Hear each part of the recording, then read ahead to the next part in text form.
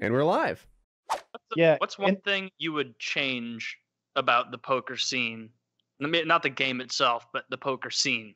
Like you know a ton about it.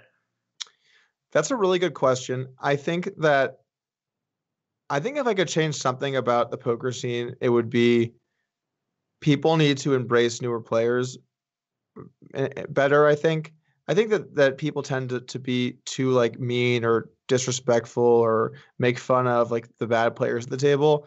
And it's just like, like you need new people, man. Like that's the real problem for poker right now is that poker is kind of steady for the time being, but I'm very worried that young people are not going to get involved in the game.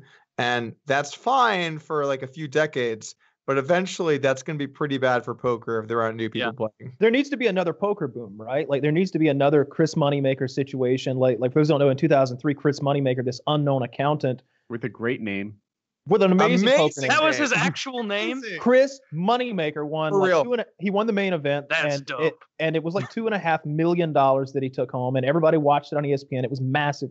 And then all of a sudden, poker chip sets are like $150, $200 or something. Like go look what they cost right now for a set of good poker chips, like $30 or something. They were $150.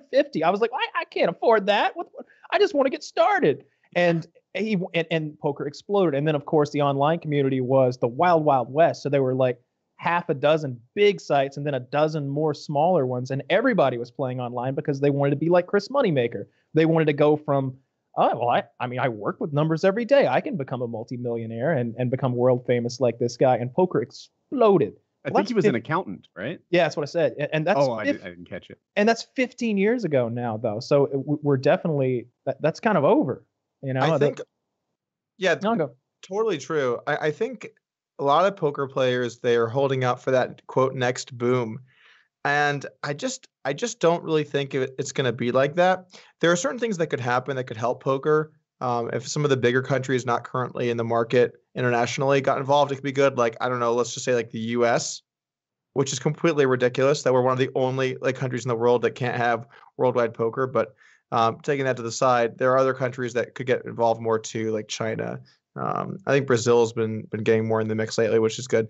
But there are other problems in poker that aren't just new people getting involved or like some guy winning being exciting.